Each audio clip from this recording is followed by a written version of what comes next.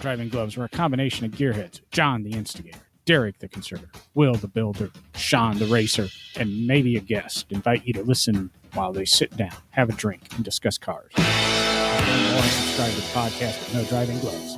Time now for the ride. Hey, everybody. Got 3 of us here tonight. They obviously heard my solo episode from last week and wanted to participate this week. No more of John's solo. Yeah, exactly. It's only been out a couple of days because we record shortly after we release. Already got some great responses. If you don't know what I'm talking about, last week's episode, basically I said we've got a survey out there at nodrivinggloves.com/survey. You can go there, fill out a survey, give us your opinion on how the show's going. So far, it doesn't look like anybody wants us to change too much. And you can, I love Amazon gift cards. I said it last week. I'll say it this week. So somebody who responds to the survey, and we don't get tons of responses. You've got a really good shot. It's $25 at Amazon. Get yourself a tire gauge or whatever. You can go through our website, nodrivinggloves.com, and buy something through our Amazon store. A book from Tom Cotter or Tony Watley's book or something from the past episodes. Wait, you were saying that you love Amazon gift cards to give away. I thought you were saying you love Amazon gift cards for people to send us. I don't mind that either. Stuff.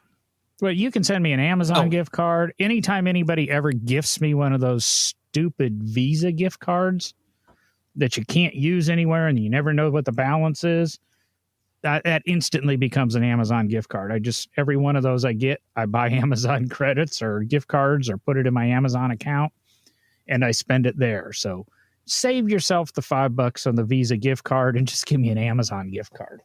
I don't understand that. Oh, give me $100 Visa gift card and I'm going to pay $4.95 for it.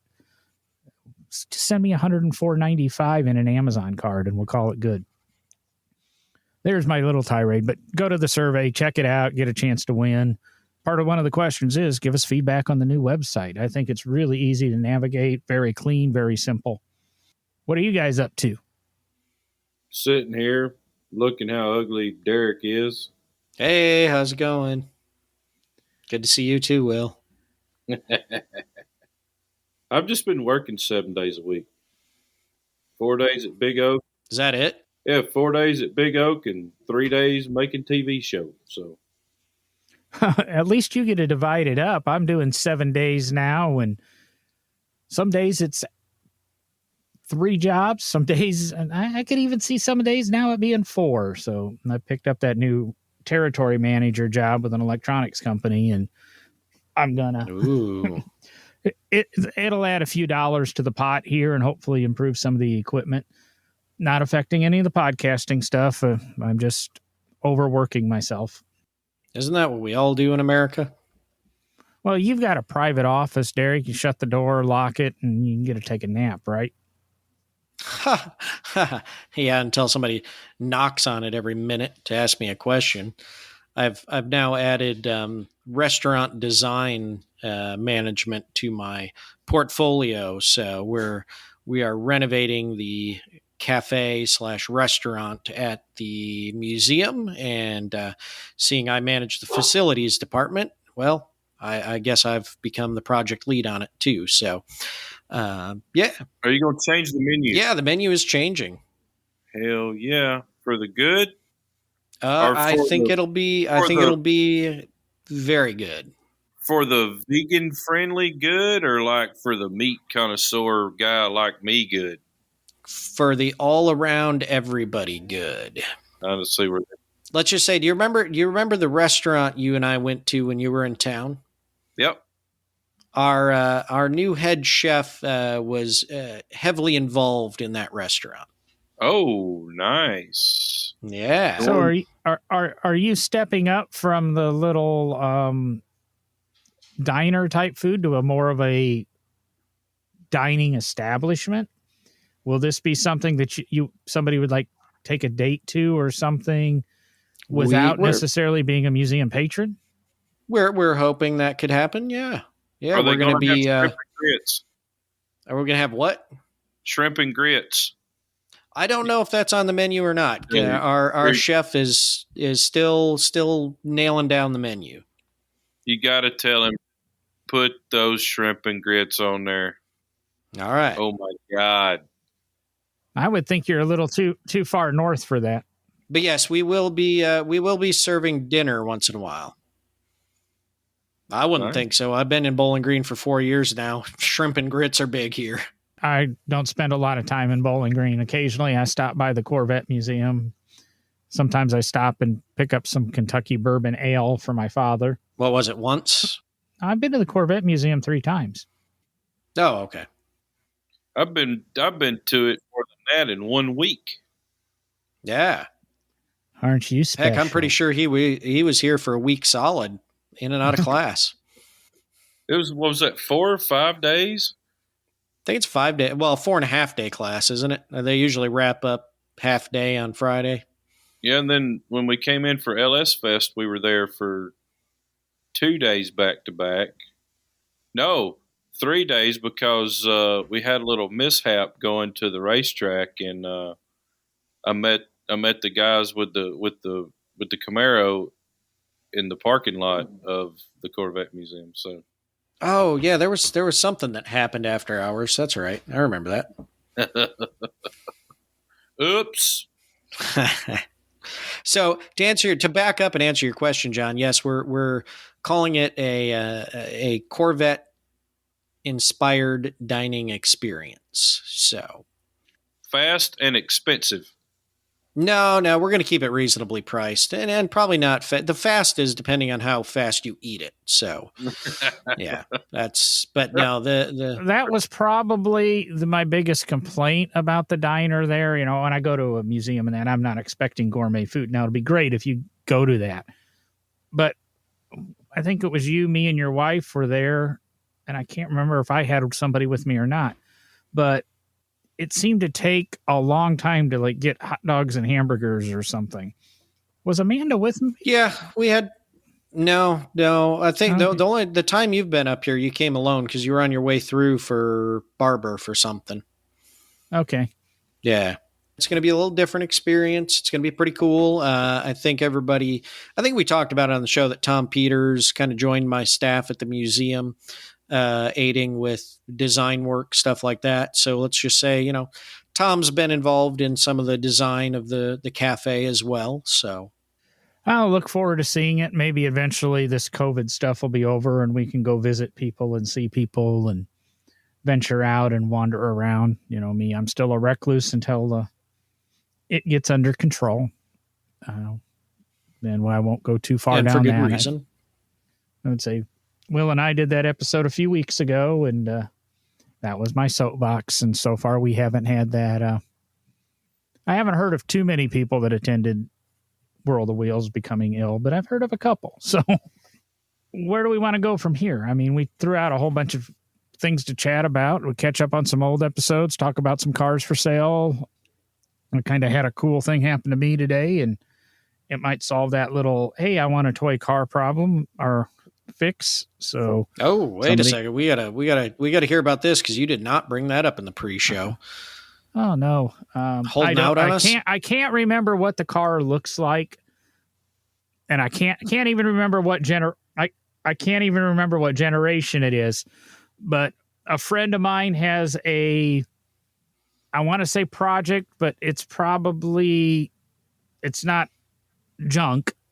It just needs some touching up and probably a paint job because it was murdered out with Krylon paint at one point. But I might be getting a free CRX. Maybe an engine rebuild, new transmission. No, because the car was required to be a race car.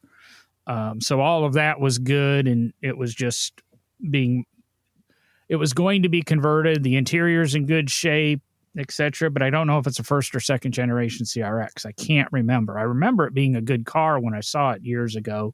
The gentleman that has it has offered it to me, and I think I'm going to go ahead and take it. I might just go into storage for a while, but I'm not going to say no to a free CRX. You gonna LS swap it? Probably not. Maybe. I was talking to somebody on Facebook, and she threw out the idea. She's got tons of cars, and said, "Oh, I'm thinking of doing a Coyote swap to my '67 Mustang Notchback." And I kind of said, but it's a bench seat car. It's one of like 500 bench seat cars from '67. Yeah. I kind of said, a bench seat car screams EcoBoost. That seems like you leave the bench seat in there and you put the 4-cylinder, which hell puts out as much power as a Coyote with a little bit of a modification and is lighter. That's the way I would do it, just being the 4-seat or 4-cylinder bench seat car. But that would be cool. Mm-hmm. She said, she laughed at me and said, "No, it'd be a Coyote if I do anything." Yeah. Lacking in creativity, I tell you. Yeah. And when I say that, I'll go ahead and say, you sound like like something. It just sounds like something Big Oak Garage would just do. Just like, let's just throw a Coyote in it. Yeah, just be like everybody else and throw a Coyote in it. Yeah. Well, that's what we do. We try to follow trends, not set trends. Exactly. Yeah. I mean, everything that comes out of Big Oak, right? You just order out of the Summit catalog and bolt on in a couple of days. But yep. We call them bubble pack parts. We're the king of bubble pack parts. Let me tell you. Yeah. I think, aren't you still getting some stuff from JC Whitney too? Yeah, JC Whitney. That's actually our number one supplier. I actually know JC personally now. We're like their number one, wholesaler. So we got a pretty good deal rolling with JC Whitney right now. Yeah. Well, I know quite often when I go back home to Illinois, I pass one of your trucks, usually going the opposite direction, coming from Chicago and the JC Whitney warehouse. So, yeah, they're just coming straight to Big Oak. Straight out of the JC Whitney catalog. My favorite thing is they still got those seat covers. We put them in everything. Nice. I'm kind of looking. I'm hoping to add to a few of my cars the fuel optimizer. Takes it from 15 miles to the gallon to 150. Snap it on the fuel line, and off you go. We've been messing around with those, and we've actually got them up to 400 miles per gallon. Is that the water injection ones? Yeah, meth. Oh, sweet. Yeah, meth. Wait, which meth? I can't. That's the secret. It's our Big Oak concoction. Gotcha. And yep. So the big thing is you got to get alcohol-free leaded gas. That's the problem. I was just curious. Did JC Whitney really still exist? And JC Whitney looks forward I have no idea. The next 100 years. We remain innovative with our first ever line of accessories and overall relaunch on carparts.com. I use car-parts.com quite often. So they are still around. But I guess they own. Well, it's carparts.com. New era for JCW. JC Whitney was merged into carparts.com. There you go. LaSalle, Illinois. One of the last things I think I did as a resident of Illinois was actually drive to LaSalle, and I picked up one of those, what are they called now? Hitch hauls. The metal tray that goes into your trailer hitch. It's about 2.5 feet deep.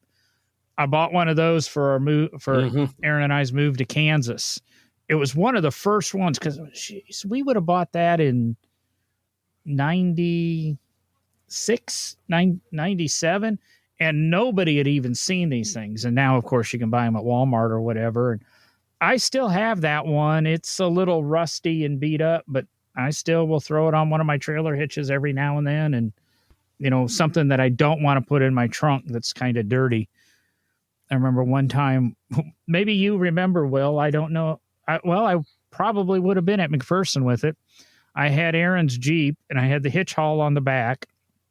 And over at the Mustang storage facility, of course, I had one of the garages I'd got off of, I want to say his name was Jamie. Bought a Fiat X19 off of him, which I ended up leaving in the storage thing and just abandoned it all. So probably got sold at one of the storage auctions. But I got the motor and everything and loaded it up on this hitch haul on the back of the Jeep. And I drove out to Windham to go to work. And then I drove back to Hutchinson on the back roads. And I remember the whole front end of the Jeep just bouncing up and down because I had about 500 pounds on this hitch haul hanging off the back of the short wheelbase Jeep. One of the stories, one of those adventures that we didn't die doing. And I really don't know whatever happened with that motor. I think I can honestly say I have never bought anything from JC Whitney. Oh, I bought, if you go back to my second car in 88-ish, 89, my Mazda B2000 Sundowner pickup, the 84. I know I bought, I want to say LED lights, but they weren't LED, and 88 lights, and bolted them on the truck, and then everybody does the neon brake light or the LED brake lights between the bumper and their tailgate. They had these light strips I did between the bumper and my tailgate on that. And even my Isuzu, I think I bought stuff. So yeah, I've bought some things off of JC Whitney over the years. And I might have actually bought some of those seat covers you refer to. I know I had a black furry set of seat covers, and I really think they're JC Whitney. I don't think they were AutoZone or Western Auto at the time. No, I mean, you got to go high class. So I can honestly say I don't think I have to be on Will's side here. I don't recall ever ordering anything from JC Whitney. So pretty sure I can safely say that. I mean, I remember looking at the catalogs when I was a kid, them newspaper type. The newspaper, yep. I remember looking at them and thinking, man, that'd be cool. And, they always had like chain steering wheels and, just footprint gas pedals.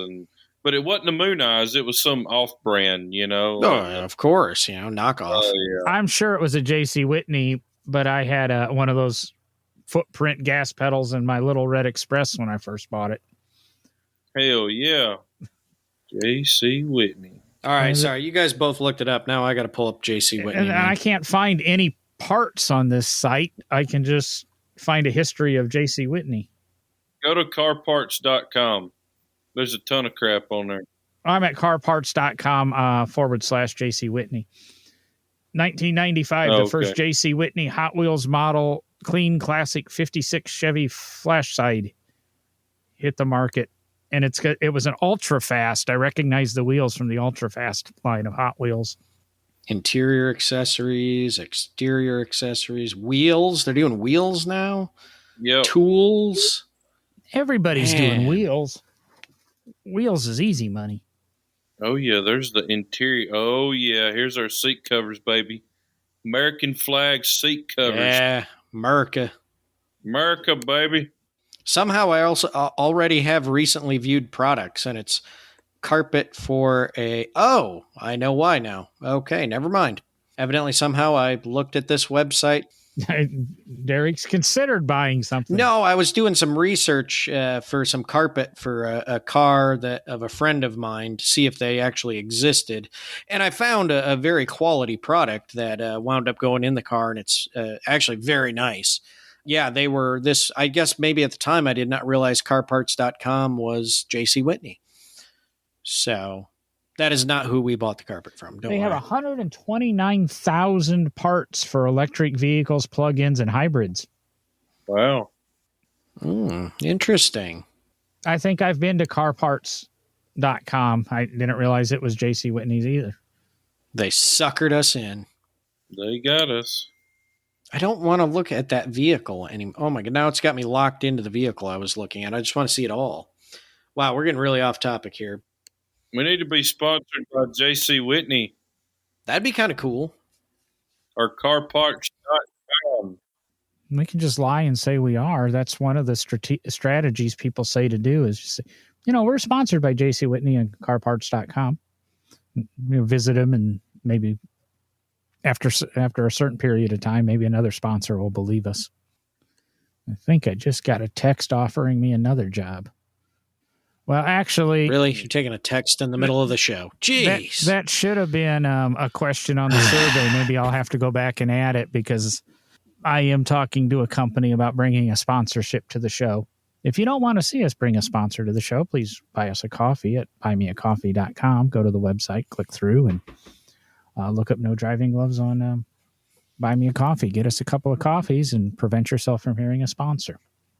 And remember, this episode of No Driving Gloves brought to you by the listener. Exactly. Wouldn't that be nice?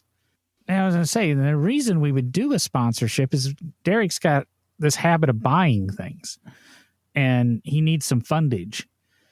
And so I was swinging to maneuver the topic a little bit away from JC Whitney.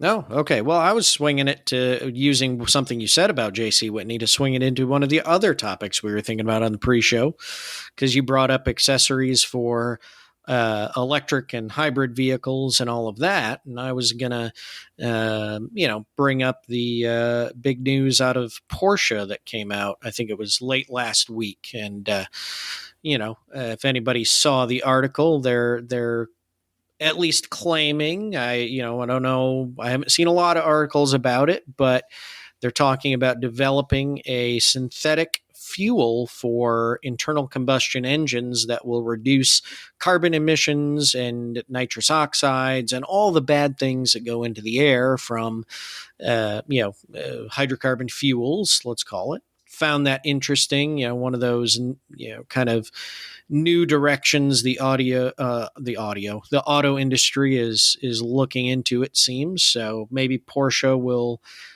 although they have their own electric vehicle cars and electric vehicles now, maybe Porsche will be one of the companies that helps save the internal combustion engine. Who knows? Well, that's one of the things is, and we've even talked about it on the show. We've talked a lot about electric vehicles, and Will's voiced his opinion on it a little bit. We don't know if electric's the way it's going to go. Right now, it's the thing, and that's what's popular. True. We can blame that all on the spaceman Elon. He marketed, he got a product out there that everybody wanted and made it desirable. But just because he sold, what is Tesla sold 400,000 cars or something now? Just because he's done that doesn't necessarily You're his buddy.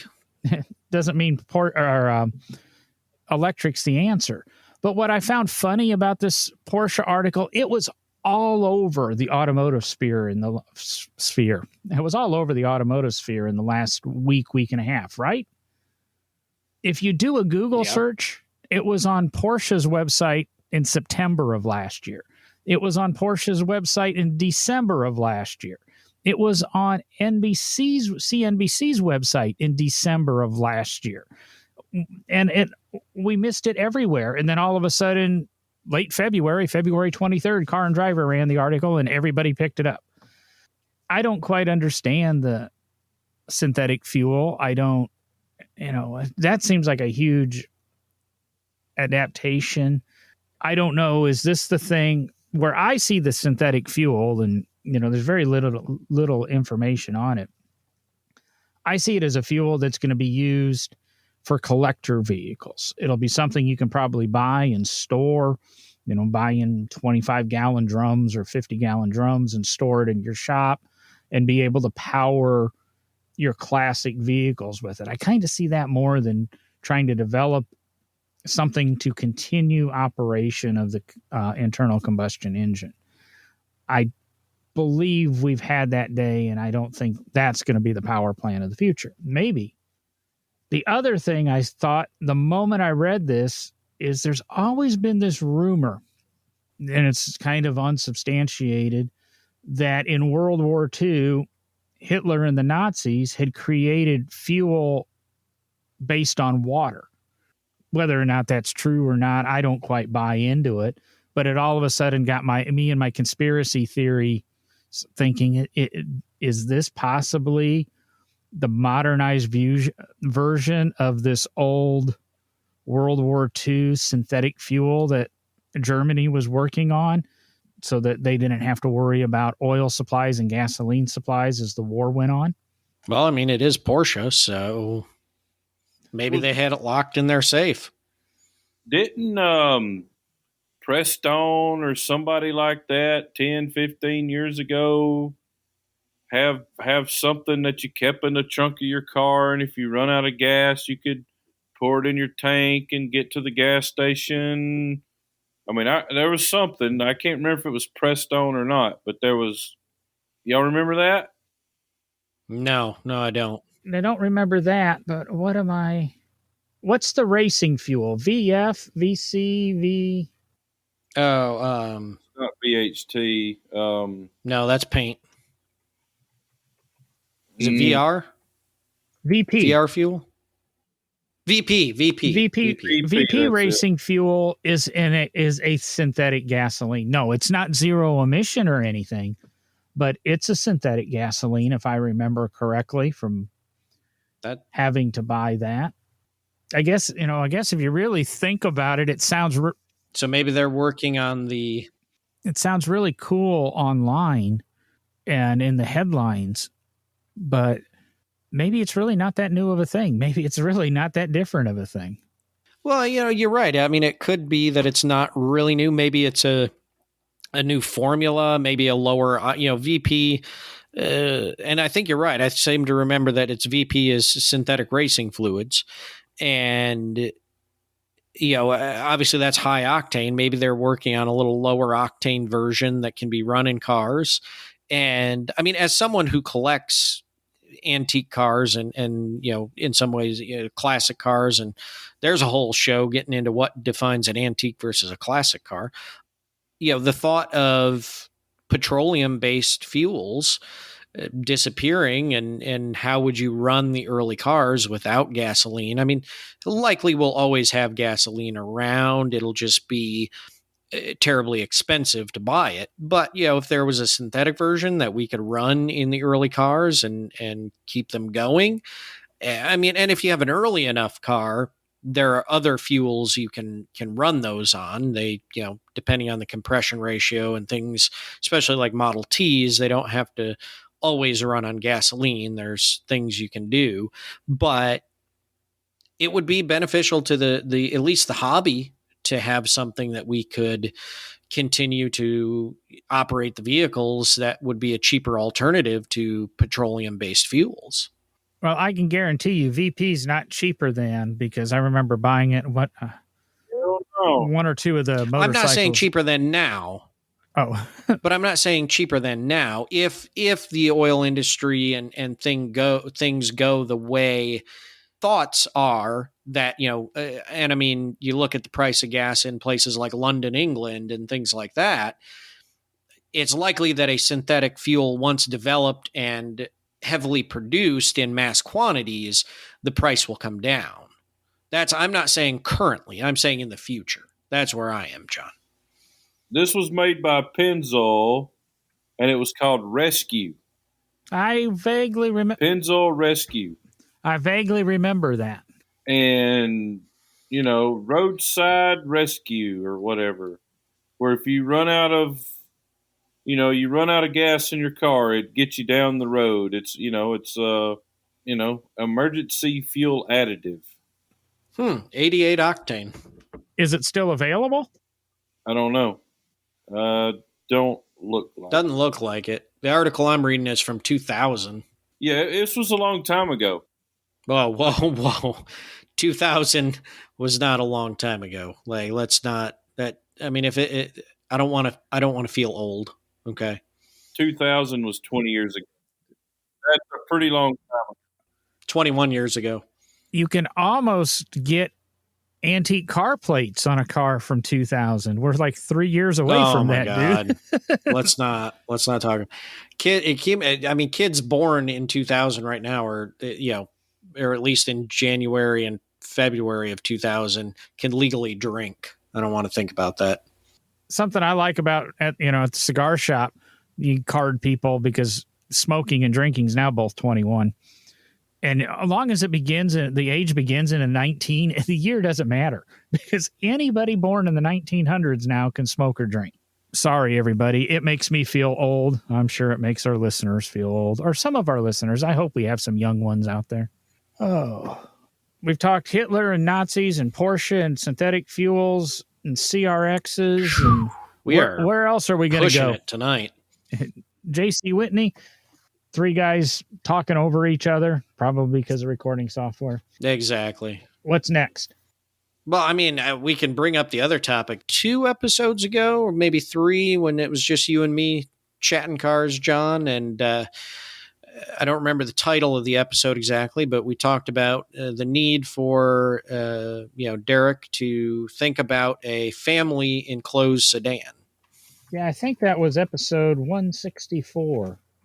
I'll know here in just a second as I. Oh, like I'm supposed to remember what episode numbers. Well, the nice thing about the new website, you just type in nodrivinggloves.com and boom, the last couple of episodes just pop up right there on the homepage. Did you see that setup? Boom! Good Family Classics was episode 164, released on February 15th. It's kind of a Valentine's Day episode. It was a jam session. Oh, that's sweet. Yeah. I might even ask the listeners to add comments. I don't think I saw anyone send anything in about good family sedans, but there were one or two suggestions. Really? On Facebook. Well, I missed that. I apologize to our listeners. Now I feel like I need to go look before I say anything. Filler music, guys. Not that one. Not that one. Too soon. Come on, Derek. All right, fine. I'll just say it. I bought a family sedan. Actually, yesterday, finished the deal. So I have acquired a 1931 Chrysler CM6 5-passenger sedan. So well, I'll tell you, pretty cool car. My kids would be pissed off if I brought in that for the new family sedan. Why? Why? Yeah.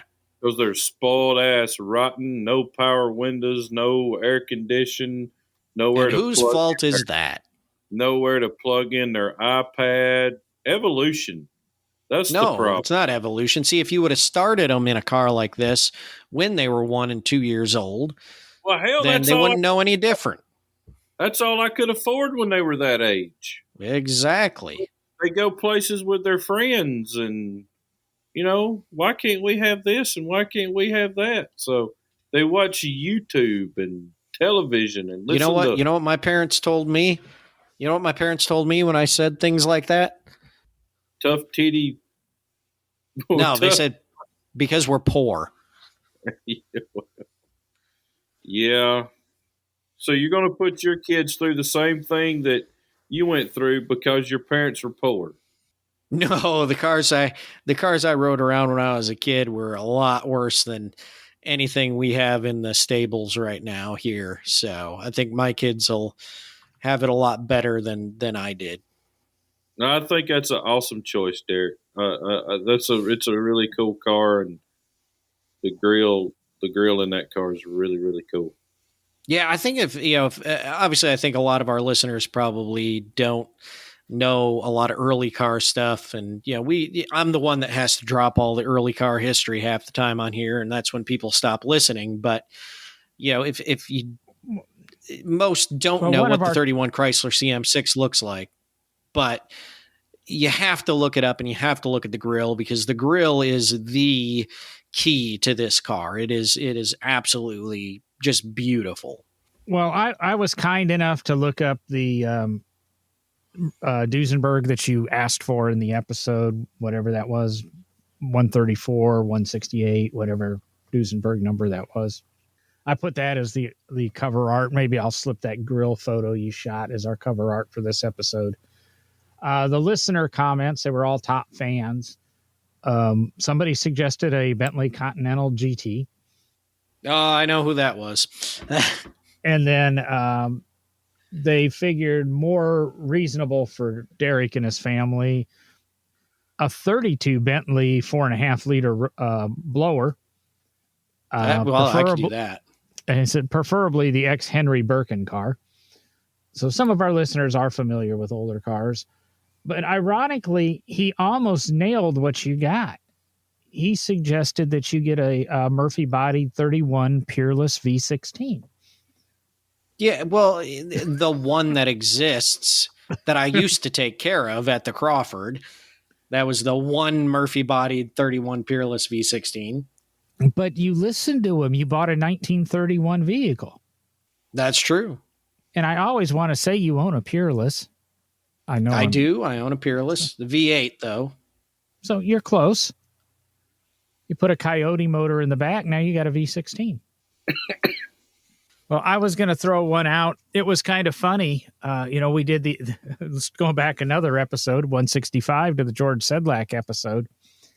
I post after we did the interview on the Tuesday night and talked to George for literally hours when, an hour of the show made it out. For those of you who only heard 4 minutes, go back and refresh your podcast catcher. I screwed up. I had a lot of editing problems and I uploaded the wrong episode, but there is actually 56 minutes of that episode up there. But I posted to Facebook the following day that, it interviewed George and his ties to Evel and things like that. Yeah, my cousin messages me on Facebook and she goes, my dad used to work for Roger Remus and toured with Evel. No. What? I didn't realize my uncle, he wasn't my mom's brother. He was married to my mom's sister. So whatever you call it, uncle-in-law, whatever. No, that's still just uncle. Yeah. Actually worked for Remus, actually toured with Evel, did a lot of his Florida trips with him and things like that. And so I reached back out to George and said, hey, did you know this so-and-so? And George says, the name's vaguely familiar, but I'm not sure. Let me ask a couple of buddies. Now I've got a whole group of guys that used to work for Remus and can start going back and doing stories. Unfortunately, that uncle divorced out of the family and has since passed away. So I can't get that firsthand, but I commented in the story or the interview, kind of a small world because George had went to the same school and lived in the same town as my dad. And then we found out he drove virtually the same car. And now it turns out he's actually working with my relatives while I'm alive. It's just kind of I don't know, too small of a world, but so we might end up revisiting with George and things. He shot me an image today. He's doing 4 murals on a Jeep Gladiator that the guy daily drives. And these things, if you haven't been to George's website, which there was some mistakes on, sedlakstudios.com, go there, visit. He's literally doing that quality of painting on a car somebody's driving on the road. And I just can't believe it. I mean, I can understand murals and gorgeous paintings on cars like Will's doing and being shown. I can't see putting 4 pieces of art like that on the road with people driving like, I say my ex-girlfriend's sister, she can't drive for squat, but well, but maybe it harkens back to the, murals on the vans of the 1970s. I guess that it does. Gosh, I wish vanning would come back. There were some of those murals people put a lot of money and work into, and they were driving those vans pretty much every day. Yeah, there's a lot of semi-trucks on the road with a badass mural painting on them, too. And I want to think to the, I guess I was thinking more of the lowrider scene with all the airbrushing and the intricate artwork. And, George does a lot of airbrushing and spray type painting like that, or the tailgates on the mini trucks. And so I guess it is done. It just, I don't know. It just kind of floored me because it's not something you see as much in 2021 as, well, Derek, you're right.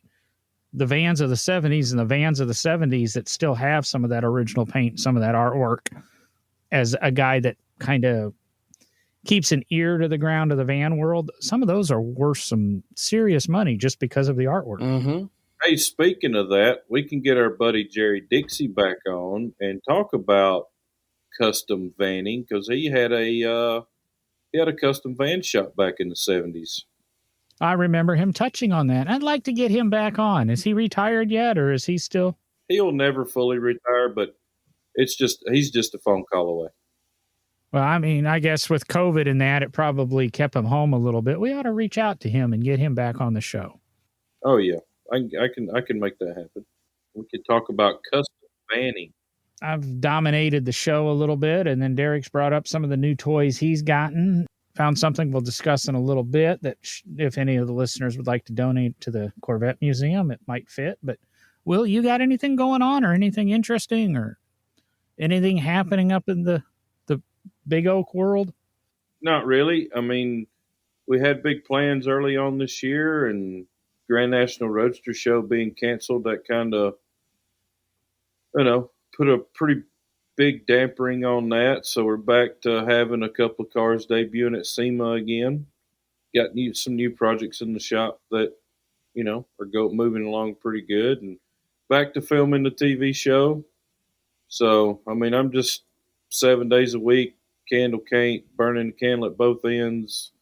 That's the biggest thing I got going on. Just say, for a guy that's working as hard as you are, and I think we all kind of know how hard you're working, you're aging a lot better than Chip Foose ever did.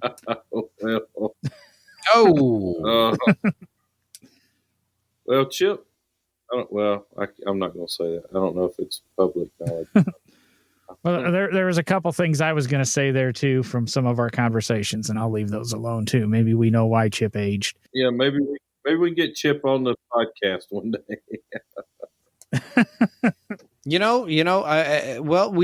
Maybe we should, because I don't know if I've talked about this yet, but the next exhibit that's coming in as a temporary exhibit at the Corvette Museum is an exhibit called Corvette Powered. And we've got like ESO Grifo, ESO Revolta's coming in. We've got a Bizzarini Strada that's going to be there, Avante 2. We also have some other really cool stuff coming in that I don't want to kind of ruin quite yet. But one of the cars that is coming in, and Will, I'm sure you know this car, is the Imposter. Oh, shit. And, we're bringing it in as part of the story because it's built completely on top of a 2009 Corvette chassis. So maybe there is a way to get Chip on the show. That's the car that beat us in the Riddler. Well, maybe you should have used a Corvette chassis. I told Derek when he was telling me about this a couple of weeks ago, then I think that Will's got some bad feelings about that. To me, car. it's not a very pretty car. And 99% of the stuff that Chip does, I really enjoy looking at. But the stance on that car just didn't look right. I wasn't a fan of the wheels. The color was a typical Chip color, so nothing really crazy there. One of the things that really kind of on that car that really just kind of confused me was the quarter glass. All right, so the Dart that we built, we shortened that car 2 inches behind the B-pillar, and we still made the quarter glass go down in the quarter. It rolled up, rolled down. The quarter glass in that car, you slid out manually and opened up a little thing behind the back seat and stuck it in there. It's kind of cool, but it takes a lot of work to engineer side glass to go up and down. And that was one of the things that I was like, why? We got a compartment that our quarter glass goes into, and it's called the quarter panel, Anyway, I remember Chip showing me that in Detroit at Cobo Hall, and I was like, well, it's kind of cool, but it just confused me, But anyway. Not a real big fan of that car. Well, I'm glad I can upset you. I'm thinking, here's inspiration for you. You know how the new Rolls-Royce Phaetons have the umbrella in the door? So when you open the door, you push on the end of the umbrella and it pops out. You put a slit in each door. So you take the side glass and it lifts out, and then it slides into this slit in the door, and then you shut the door. Instead of sliding down into the door, you actually physically get out of the car. It sounds very Austin Healey-ish. Or what it reminds me of is a Dodge Viper, or the early first generation Vipers, where you put the doors or the windows in the trunk. Mm-hmm. Hey, 53 Corvettes had that. Come on. Well, that's when they were roadsters. That's what true thing or a thing about roadsters. Yep. There was no place for door glass to go in the door. And it also, to technically be a roadster, it had to have a bolt-on windshield as well. Yes. And no exterior door handles. Correct. This is why I consider my 58 Lloyd a roadster. It has no convertible top, no doors, so no door handles, and the windshield bolts on and off with 6 cheesehead machine screws. There you go. It's a Roadster. For that reason, it's going to get 2 windshields. It's going to get the one that was built with it originally, and then I'm going to fabricate one with Brooklyn screens that goes on it. There you go. I may also make a removable folding top for it, just so I can drive it and not worry too much about rain. If you don't have side skirts, you're going to get soaked anyway, so what's it matter? I'd be more worried about the sun on that bald-ass head. That's why you wear a hat. So it just blows off? You wear it backwards. Oh, right. Like the cool kids. You're not going to be going fast enough in that car to blow your hat off. Well, I mean, 0 to 60 in 60 seconds, baby. Yeah. Come on. 19 horsepower. I got more horsepower in my Briggs and Stratton on my go-kart. Hey, you guys know why a pregnant horse is better than just a regular horse? Why? Because it's got 2 horsepower. Bad joke of the day. I'm working on my dad jokes. No offense, but good thing you're a foster dad. It's a whole new level of dad jokes. Foster dad jokes. So the last thing we'll touch on, and like it's, no, I don't think we'll cut that part of the episode. I think we're going to leave that in there, and because I mean we're going to get to something just as kind of sort of repulsive. If anybody's got a spare $13,000 and would like to donate it to the Corvette Museum, I don't suggest you give them the $13,000. Yes, I'd rather have the $13,000. Encouraging you, they won't spend it the proper way. You need to go to Facebook Marketplace and find this amalgamation. Abomination. Is that a word? I can never pronounce words. No, I don't. Amalgamation is one word. Abomination is another. Yeah, we need just to mutilate the word too. And I don't even know how you say it. I couldn't tell you what years they were because God only knows what they changed.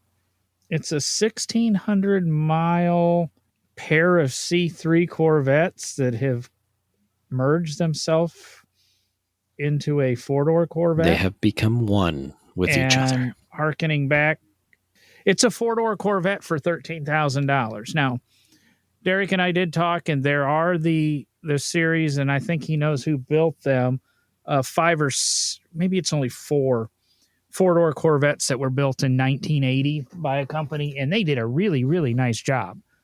But isn't it like $200 and some odd $1,000 for the one that's for sale right now? Yeah, so that's the California Custom Coach company out in Pasadena built them. I think there were. I don't know that there's I mean, maybe if you found the records there, I think the definitive number is 6, but I've not done the research to prove that. But yes, they did a custom 4-door Corvette that is actually okay. Compared to the car you're talking about, John, the California Custom Coach Corvettes are attractive cars. They might actually be worth, if I don't know if I could honestly ever really say a car's worth $200,000. I don't care if it's a Lamborghini. I don't care if it's a Ferrari. You know, you get into $200,000, it's a different league. I would probably be able to justify spending the extra $200,000 for the California cars as opposed to this car. Yes. But they somehow took this car was built in 1990. They took some C3 Corvettes. I have no idea what years they are. It's carrying the tail of an 81, 82 Corvette. It has, as we talked about on the George Sedlak episode at the very end, if you hung out to the end, it's got, it looks like an Eckler's front clip on it, Eckler's wide body front clip, Eckler's hood, Eckler's nose, and the Eckler's wide body on the rear, and some sort of running board down the side of it so that I guess you can have a place to hang your goat carrier or whatever. Kind of got a, what do you call, what kind of seating position is that when the rear seat's a little elevated over the front seats? Is that It's like a Pope mobile. Well, it's kind of a town car feel because they've got the although I can't tell in this if the back has it or not, but you've got the removable T-tops out in the front, and I cannot tell if the T-tops are still T-tops in the back or if they've actually molded everything together for structural integrity. And it's got some kind of weird filler panel in the B pillar area that is not very attractive, but let's call it town car-esque. I'll go town car-esque. It's a high-speed town car, evidently. This thing is uglier than hammered dog poop. It was listed 3 days ago in Gardenville, Nevada. That might explain it. That explains a little bit. You, what were they asking for? The vehicle is paid off. What were they asking? $12,500. $12,900. $12,900. You couldn't pay me $12,900 to haul it to the scrap yard. It's I wouldn't be seen with that thing in my trailer. He's got a little bit more information here. I actually found the Facebook listing. Built in 1990, it's a 78 and 79 Corvette merged together. Automatic small block 350. 1,600 miles on the motor. New tires. Needs lots of tender, loving care to put it back to show quality. Whoa. Like cut it back apart and put it all back to a 79 Corvette? Is that what he's saying? That would be a lot of tender, loving care, yes. Mm-hmm. He is selling it for a friend that has owned it for over 20 years because he can no longer drive nor give it away. Part of that was interjected. He does not need any help selling the car.